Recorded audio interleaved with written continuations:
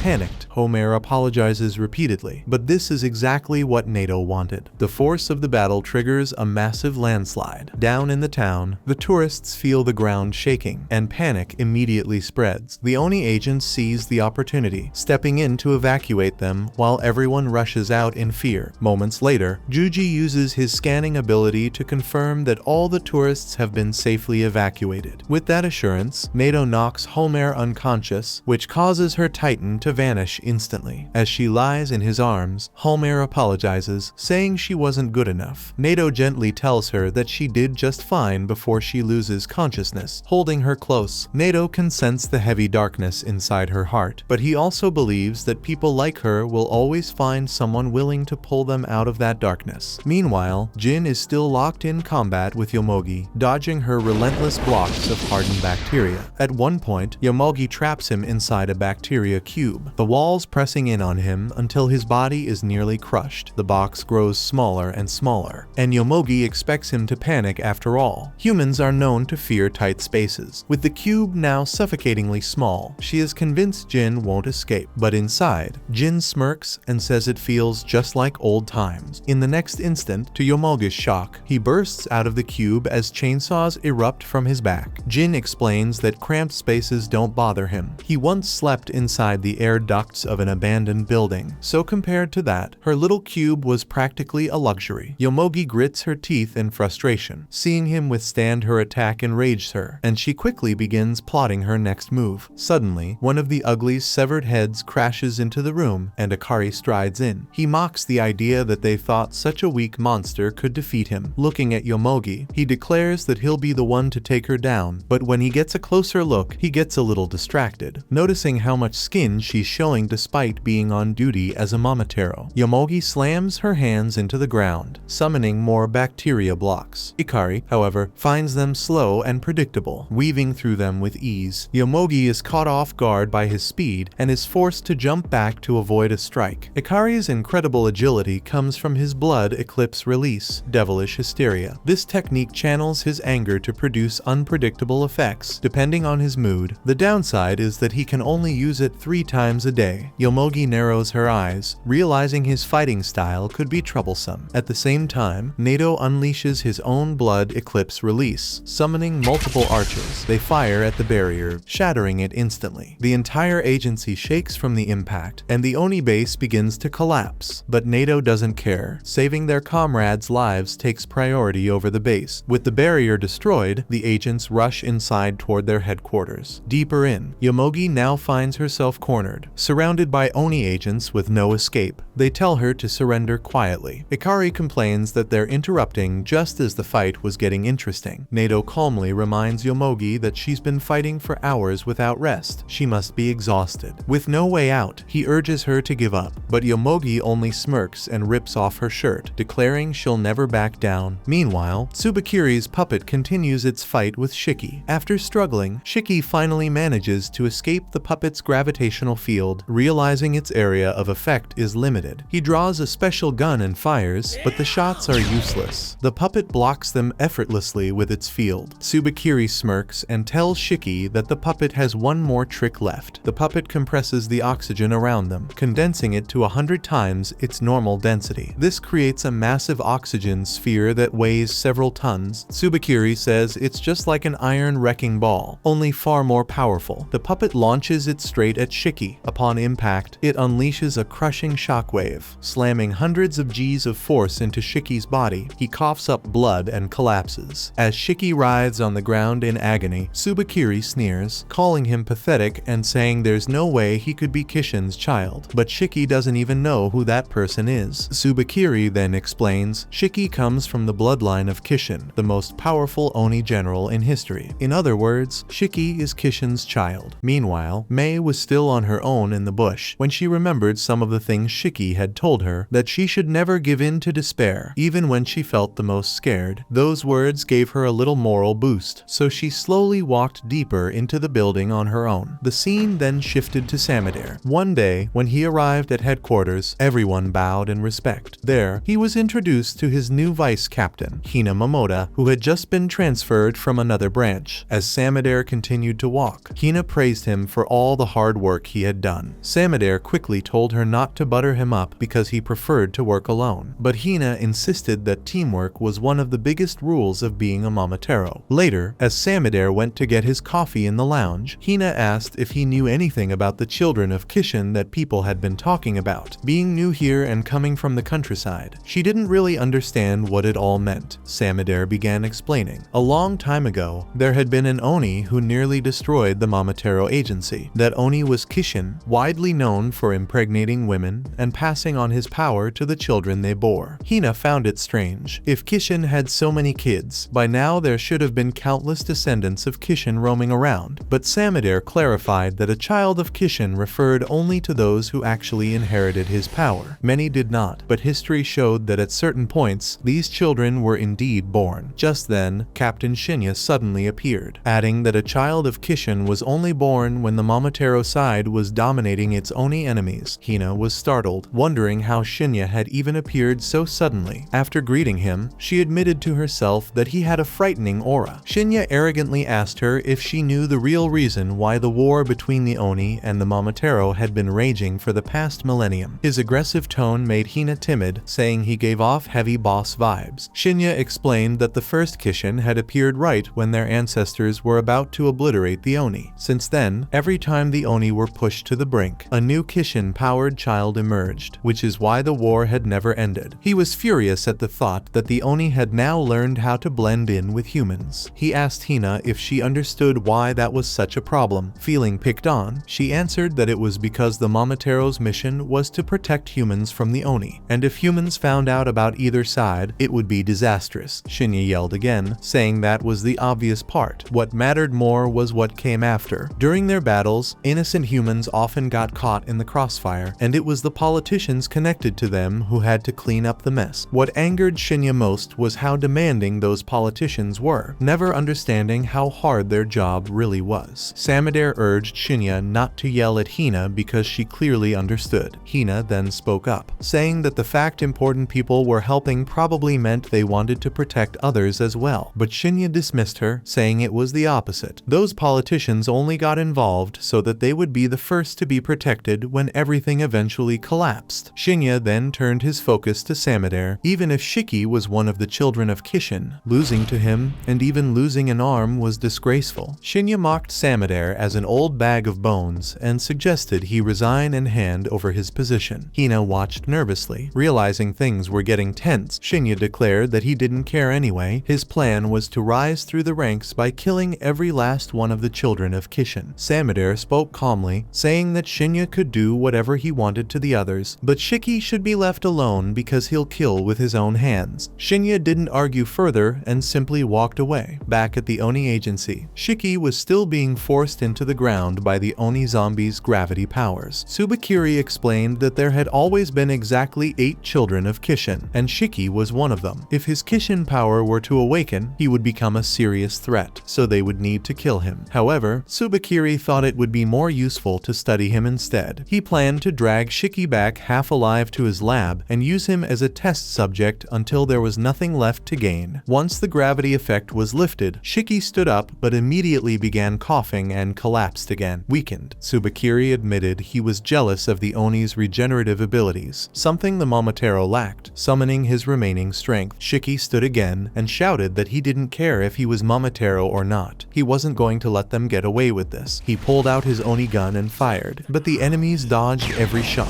When his blood supply ran out, he collapsed, barely conscious. Tsubakiri scoffed, saying that if a child of Kishin couldn't even use their blood, then they were just a weakling. He noticed the building was about to collapse and decided to end things quickly, forcing Shiki into the ground once more. He then declared that he would start by killing Mei, who was hiding behind the wall. Mei stepped into the room and froze at the sight of Shiki's condition, unable to believe her eyes. Shiki told her to run as fast as she could, but she remained paralyzed in shock. With trembling words, she asked Tsubakiri if this was how he had killed her mother and father. Mei told Tsubakiri that her parents had been innocent and had done nothing wrong, that they didn't deserve to die. Tsubakiri found it amusing that an Oni would form such close familial bonds. Shiki shouted at him to be quiet and called out to Mei, urging her to run away. Tsubakiri heard Mei's name and suddenly realized who she was, the daughter of the Oni couple he had killed. He began recounting how, right before he ended their lives, the couple hadn't begged for their own survival, but instead pleaded desperately for their daughter's life. At first, he had tricked them into thinking he would let her live, and the relief on their faces had been overwhelming. But then he had cruelly told them it was all a lie, that he would kill both them and their daughter. Mei fell to her knees in disbelief, tears streaming down her face, while Tsubakiri cackled, declaring that no Oni deserved to die peacefully. This horrific scene gave Shiki an adrenaline rush. Even under the crushing weight of the gravity force, he forced himself to stand. He told Mei not to cry because that was exactly what Tsubakiri wanted. Tears welled in his own eyes as he promised her that together they would defeat him, and afterward they would cry together, not apart. Tsubakiri laughed at the sight, confused at how Shiki could even cry in that moment. Shiki clutched at his chest and and said it was because he had a heart. He admitted that when he first joined the agency, he had wanted to look away from May's pain, mostly because he knew all too well the agony of losing someone dear. It was because he had a heart that he could understand May's grief and her parents' regret. His tears flowed because of that understanding, and he told his enemies that they were the real monsters if they couldn't comprehend such feelings. Just then, Shiki noticed the Oni zombie preparing to kill May. He shouted at them to stop, and the memory of his father's death came flooding back. Back then, he hadn't been strong enough to save him. Even now, when he thought he was finally strong enough to protect those he cared about, he felt like a weakling. He pushed himself to the limit, desperate to save May, and at that moment, his Kishin ability suddenly awakened. Flames roared to life around him. Every child of Kishin possessed a unique elemental attribute, and Shiki's was fire. This flame-wielding Kishin form was known as Inki. Tsubakiri was shocked to see such overwhelming power firsthand. Shiki himself was surprised by the surge, but quickly realized he could use it to fight. He clenched his fist, ready to stand tall, and declared his determination to end things here and now. With a confidence that hadn't been there moments before,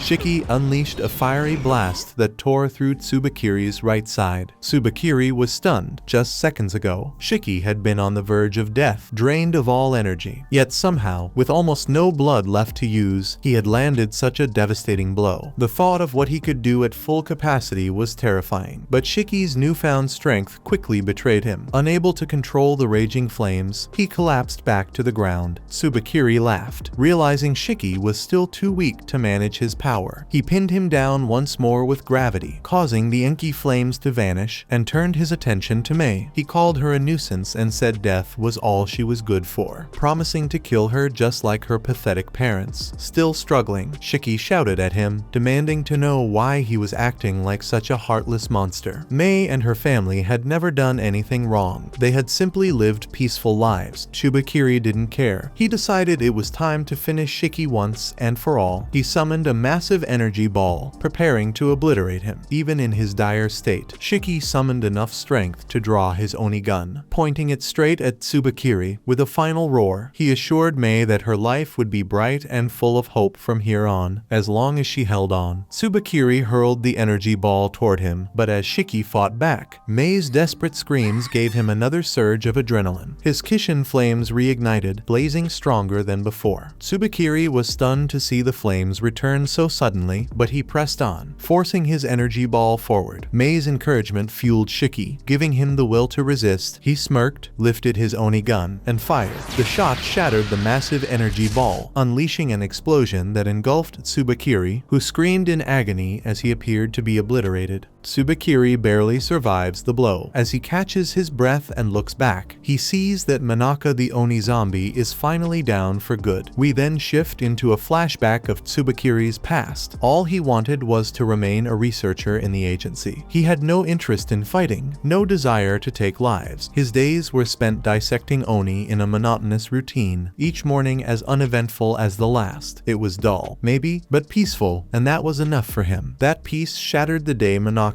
entered his life. Manaka approached him with an invitation: join his unit. Tsubakiri despised him instantly. Manaka had a way of twisting people's lives around without asking, dragging them into his world on his terms. Tsubakiri refused flat out, but the very next day, orders came from above. Like it or not, he was reassigned to Manaka's team. There was no arguing with the higher-ups. What made it worse was that Manaka wasn't some reckless brute. He was bold, but also compassionate. His comrades trusted him deeply. After killing Oni, he would even take the time to offer prayers for them. Every time Tsubakiri saw this, he couldn't understand it. Ever since his parents were killed by Oni when he was a child, Tsubakiri had lost whatever warmth had once lived inside him. He didn't burn with revenge. Instead, he felt lighter, as though nothing tethered him anymore. His parents had always been too busy working at the agency to spend time with him, so when they died, it was almost as if strangers had passed away. He felt nothing. But after Tsubakiri told Manaka about his family, Manaka began dragging him to his own home. Every day, without fail, he forced Tsubakiri to share dinner with his family. Against his will, Tsubakiri's straight, simple life began to twist. He had always believed life was a straight road. People live, people die, end of story. But relationships bonds with others turned that road into a tangled maze. Manaka was proof of that. One day, while on duty at the agency, Manaka confided in Tsubakiri that he planned to start a family. Tsubakiri couldn't wrap his head around it. Why start a family when your job is so dangerous? But Manaka only smiled and said that family gave him the motivation to come home alive. To Tsubakiri, that was a weakness. The things you hold dear eventually turn into chains, the kind that get you killed. That belief came true one day during a raid. Manaka and a squad of Momotaro agents stormed the house of Oni civilians. Inside, Manaka came across an Oni child, but when he looked at the girl, he saw his own daughter in her face. He couldn't bring himself to kill her. That single act of mercy turned out to be his greatest mistake. The child lost control, went berserk, and slaughtered several innocent bystanders who just happened to be passing by. Two of the victims turned out to be Manaka's own wife and daughter, who had the terrible misfortune of being there at the wrong place and time. When Manaka arrived, he managed to kill the Oni, but he took devastating injuries in the process, and even worse, he couldn't save his family. They were slaughtered before his eyes. Slumped against a wall, Manaka spoke to Tsubakiri with what strength he had left. He admitted that Tsubakiri had been right all along. Showing sympathy was a fatal mistake. If only he had stayed cold, ruthless, and unfeeling, his family would still be alive. With his last breaths, he told Tsubakiri that Oni must be annihilated on sight without hesitation, and that even children should not be spared. Realizing he was going to die from blood loss, Manaka made one final request. He asked Tsubakiri to use his own power to control his corpse after death. And so, just like that, Tsubakiri began wielding Manaka's body as his own, and before he realized it, that very body carried him all the way to the rank of captain. Back on the battlefield in the present, watching Manaka's body burn in flames shattered Tsubakiri's heart. He dragged himself over, crawling toward Manaka, and whispered to him not to worry. He swore that they hadn't lost yet. As long as Oni still existed in the world, he promised they would continue fighting to exterminate them. But then his eyes widened in horror. Manaka's body was being consumed completely by fire. There was no saving him. He was gone for good. Tsubakiri collapsed on the ground, lying there in defeat. From a distance, Shiki stood watching. He realized the fight was finally over. He had won against Tsubakiri. Just then, Mei approached him, praising his strength in battle. But Shiki immediately told her it wasn't safe, that they needed to escape. He suggested heading for the exit, but before he could take another step, he collapsed from exhaustion. Mei rushed to his side, shaking him and calling his name, but he didn't respond. Blood poured from his wounds. He was in critical condition. Meanwhile, deep in the tunnels, Yomogi had sealed herself inside her bacteria box, buying time to think. Inside, she realized the grim truth. There were simply too many enemies, and with NATO among them, she didn't stand much of a chance alone. Outside the box, one of the agents turned to NATO, asking what they should do. NATO calmly replied that they should leave her for now and focus instead on rescuing the people at headquarters, since the collapse there was imminent. With that decision, they left Yomogi behind and made their way back. At headquarters, Jin was stunned to see Kyoya alive. He had seen Tsubakiri kill him earlier, or so he thought. Kyoya explained his carotid artery had indeed been cut, and he had nearly died. But in the final moment, he drank some of his own blood and barely managed to survive. He admitted he was alive now only thanks to sheer luck. NATO then walked over to Tsubakiri, who was lying beaten on the ground. He sneered at him, calling him pathetic in his broken state. Before delivering the finishing blow, NATO leaned down and asked Tsubakiri one question. What did he think of Shiki's Kishin power? Tsubakiri admits that Shiki's power was incredible, but adds that it looked as though Shiki was burning his very life away to use it. Jin overhears this and looks confused, asking what exactly they mean by Kishin power. Kyoya quickly tells him not to worry about it for now. He promises to explain later, but first they need to get out of here as soon as possible. Not long after, Yomogi finally arrived at headquarters. Seeing Tsubakiri dead before her eyes left her stunned. She had always believed him to be invincible, someone who could never be defeated. Witnessing his end was something she never imagined. The pain deepened when she remembered that Tsubakiri's wife had only recently given birth to their their daughter. Yomogi wondered what kind of life the child would now face without a father. No one really knew why Tsubakiri decided to start a family in the first place, but everyone suspected Manaka's influence had something to do with it. Whatever the reason, even in death, Tsubakiri's name was etched into history as the man who stayed true to himself and embodied the full spirit of a Momotaro. A few hours later, Shiki wakes up. Across from him, he spots Kyoya lounging and casually checking his phone. Shiki blinks and asks where they are and how they got there. Kyoya explains that they've rented out an inn run by Oni and that the other students are resting quietly in their rooms. Just then, Nato walks in and hands Shiki a water bottle, commending him for defeating Tsubakiri all on his own. Shiki nods, acknowledging the victory, but his thoughts drift to Mei. He feels guilty after all. Both of her parents had been killed during the battle. Nato agrees that they've lost far too much for anyone to celebrate. Still, he says, they have to keep moving forward and be grateful they survived to see another morning. The next day, the group boards a yacht bound for the nearest island, where Mei is to be taken in by an Oni family. When the time comes to part ways, Mei calls out to Shiki. With a bright smile on her face, she thanks him for everything he did for her and then bids him goodbye. Shiki waves back and wishes her farewell as well. After that, the group returns to one of their Oni bases and resumes their classes. Nato gathers the students and explains the structure of the Oni agency. It is divided into 3 main branches: the battle unit, the medical unit, and the reconnaissance unit. Each plays a vital role, and after graduation, every student will be placed into one of them based on how well their blood matches the unit's characteristics. With the lesson finished, Nato announces that during homeroom they'll be deciding their dorm partners. From now on, it will be full boarding, 2 people per room. The announcement excites Shiki, who sees it as something like a fun field trip. The rest of the students, however, are less thrilled, groaning at the thought of having to live with someone else. But then they realize a problem. The class has an odd number of students. After everyone pairs up, one person will inevitably be left without a partner. Nato already knew about the odd number problem, so he casually announced that whoever was left over would be sharing a room with him. The entire class froze. The thought alone sent shivers down their spines, because to them, being roomed with Nato was basically the same as being locked in jail for the entire trip. Several students even shouted they'd rather die than end up as his roommate. Just then, Kuina raised her hand and boldly declared that she wanted to room with Rokuro. The class went silent, until Juji let out a scream of disbelief. He couldn't believe Rokuro had that much game, but before things could get carried away, Nato immediately shut it down, reminding everyone that boys and girls had to be split up. No exceptions. Kuina asked who was supposed to take care of Rokuro then. Shiki is confused about what she meant by take care. Kuina clarified without hesitation. She meant everything from feeding him to having him give her back shots. Hearing this, Shiki was torn between being jealous and being furious. Juji, meanwhile, was left wondering just how far things had gone between Kuina and Rokuro during their last mission together. That's when Ikari cut in, saying it wasn't okay for a guy and a girl to share a room, because that kind of thing should only happen after turning 20. For once, Shiki was actually impressed, but still, judging by how defensive he sounded, Shiki was now 100% sure Ikari was a virgin. Trying to defuse things, Shiki turned to Homer, asking her to talk some sense into Rokuro before he ended up having all the fun. But instead of reasoning, Homer just picked up her bag and calmly announced that she would leave, evening out the numbers by removing herself. Shiki quickly waved his hands, explaining that wasn't what he meant at all. Setting that aside, Shiki then asked Ikari if he wanted to be roommates, but Ikari shook his head, declining his offer. He hated being around people. Meanwhile, Rokuro nervously walked over to Juji, suggesting they pair up since Kuina was kind of scaring him. Juji exploded at the idea, snapping that he would never team up with Rokuro because he didn't want to hear any more details about his relationship with Kuina. Ikari then smirked and suggested Shiki just room with Nato. Shiki quickly shot that down. If he did that, he'd miss out on the late-night roommate talks about crushes and gossip. Ikari rolled his eyes and reassured him that those talks would happen regardless. Trying to explain himself, Shiki admitted something personal. He said he never got to go on a proper field trip. He had been suspended during middle school and then expelled just as he was about to enter high school. So this dorm setup, it was his first taste of what a school trip might feel like. Juji and the others blinked in surprise. They didn't even know Shiki had managed to attend high school at all. all. Most of them never got the chance. The awakening of their powers had pulled them out too early. But as for Akari, he just didn't go because he didn't want to. That realization struck Shiki. For the first time, he saw that the others had been through struggles of their own, even if they never showed it on the surface. That aside, Nato tells them to quit stalling and make a decision already. The girls are all paired up, so now it's just left for the boys to choose their roommates. Shiki suggests they settle it with a good old-fashioned game of rock, paper, scissors, but what they're about to play isn't normal, it's a rock, paper, scissors remix where the teams are decided by whatever they throw. In the next instant, they all reveal their selections, and Juji ends up on the losing side. He immediately grovels on the ground in dramatic defeat, realizing he's now stuck being Nato's roommate. At least he tries to look on the bright side. It'll be more eco-friendly since there'll be less tissue waste. Shiki celebrates at first, relieved that he's just dodged what felt like a prison sentence. But his joy instantly fades when he notices that he and Jin chose the same thing. That means they're going to be roommates after all. Jin, however, doesn't make a big deal out of it. He just walks off, remembering that Kyoya mentioned Shiki is the heir to Kishin's power. But even knowing that, Jin doesn't really care. He says Shiki shouldn't let it get to his head. As the other students continue to argue and debate over their partner choices, Shiki steps away and walks over to a nearby window, quietly wondering how Mei is doing. Knowing her personality, he assumes she's giving it everything she's got, doing her very best because she believes she can still change the future and find happiness again. For the sake of that hope, she's decided to live fully in the present, pouring all she has into every moment. Watching her example in his mind, Shiki makes up his mind as well. He declares to himself that he's going to do the same. He's going to fight for his future starting right now. The scene then shifts to the Momotaro agency, where we see Shinya walking down the hallway with a sharp, confident smirk on his face. Having heard what happened with Tsubakiri, he figures that if he manages to defeat Shiki, his own value will skyrocket. Shinya also sees this as a perfect chance to drag Samudera down with him for letting Shiki escape in the first place. With that same crafty grin, Shinya makes up his mind, declaring that he's going to return with Shiki's head. That was episode 11. Subscribe to not miss the next part and watch the next video on screen.